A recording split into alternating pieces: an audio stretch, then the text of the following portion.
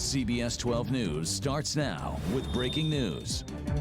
And thanks for joining us, everyone. I'm Ashley Glass. And I'm Matt Lincoln. We have breaking news this noon. At least 3 people have been shot and killed at a Walmart in Duncan, Oklahoma. That's according to the Oklahoma Highway Patrol. Officials say a man wearing all black opened fire inside the Walmart. Police have confirmed the suspect is dead. We will continue to monitor any new developments in this newscast, and we'll bring it to you on our CBS 12 News app. And more breaking news here at home now. Word coming down, an election official fired amid a child porn investigation and a shoving match with authorities. Yeah, West Palm Beach police say they were trying to get the 61-year-old man's cell phone when he shoved them away. Jeff Darter was arrested right away. He has not been charged in the child pornography case, but does face 2 felony counts of battery on a law enforcement officer. Darter was an IT manager for the elections office. And Supervisor of Elections Wendy Link joins us right now to address this. What can you tell us about what happened, Wendy? Can't tell you a lot because it is an ongoing investigation, but on Wednesday we did receive news from the Palm Beach Sheriff's Department that they wanted to come in, speak with Mr. Darter, look at his computer. We of course cooperated fully with that investigation. There was an altercation that took place between him and the police officers, and he was terminated as well. And this is certainly an investigation that's ongoing here, but how difficult is this to deal with while this is going on in your office? Well, anytime you're having big changes with people, especially this close to an election, it's not easy, but we want to do the right thing, and we want to not have people working in our office that don't meet the standards that we have and that violate our policies. So we had to make a change, and we are very fortunate. We did have a really good person who was our number 2 in that department, who has stepped up to at least be our interim IT director. I think one of the initial questions that comes to people's mind too is, how are these people background checked? Well, he's been in our office for 28 years, but so there is a background check that when they're hired. And like I said, even I think if they had done a background check the day before, he hadn't been charged with anything. So. Sure. All right, Wendy, we're going to have a little more with you coming up in a little bit here as we talk about an important open house that the elections office is having. So sit tight, and we'll be back to you in just a few minutes. Thanks, Wendy.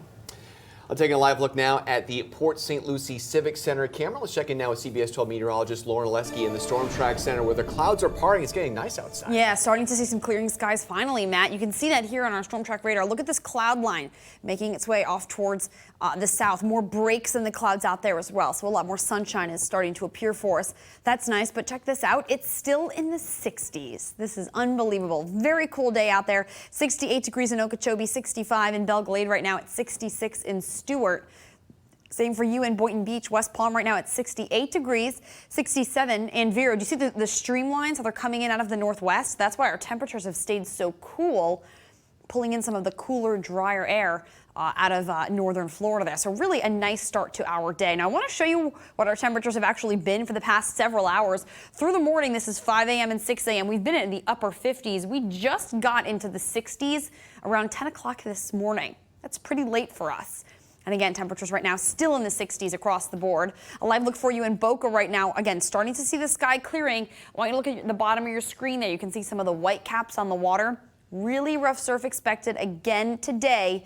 High surf advisories and small craft advisories are in effect. We're going to talk more about these beach hazards ahead in my full forecast and also talk about our cool week ahead. That's coming up. Matt, Ashley. Thanks, Lauren. Governor Ron DeSantis proposing next year's state budget, and the price tag $91.4 billion. Branded a bolder, brighter, better future budget. It focuses on his key issues, including teacher pay raises and environmental spending. Governor DeSantis is proposing $600 million for the pay raises, which would make the minimum salary $47,500.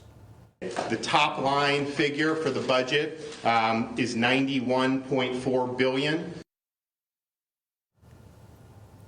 And this is the governor's recommendation. The legislature will approve a budget during the annual session that begins on January 14th. Let's take a live look now from our nation's capital as we enter the second week of public testimony in the impeachment inquiry.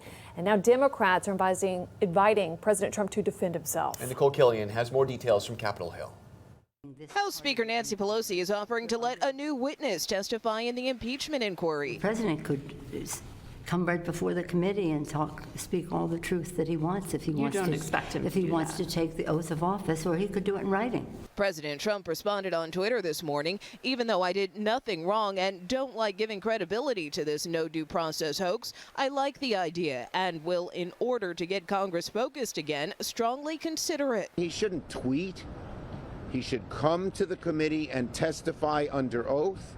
And he should allow all those around him to come to the committee and testify under oath. Republicans on the impeachment panel want to hear from Wisconsin Senator Ron Johnson, who attended the inauguration of Ukrainian President Volodymyr Zelensky. Intelligence Committee ranking member Devin Nunes and Congressman Jim Jordan sent a letter to the GOP senator.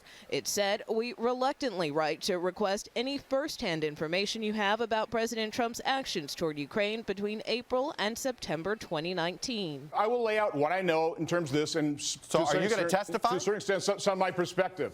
Now, they're not going to call me. President Trump and Senator Johnson are unlikely to testify at open hearings, but several others will appear this week.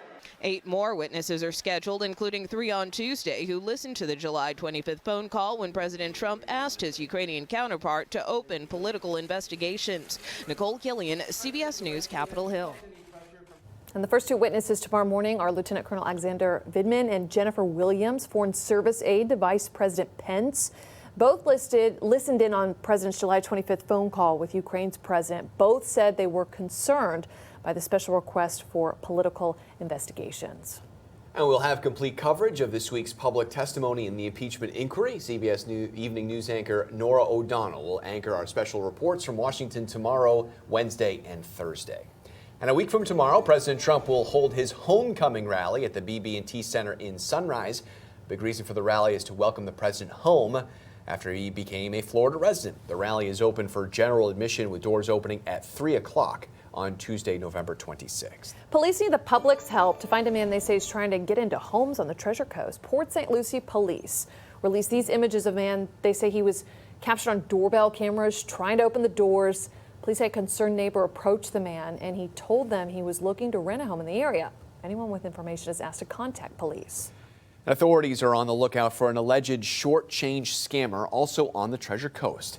Fellsmere police say this man entered a gas station last week to make a $2 purchase and left with over $35. Short change scam is when someone appears to make a small purchase but then asks for change and other purchases in an attempt to confuse the cashier. The man is described as a heavy-set male, about 45 years old, with a light gray or white goatee.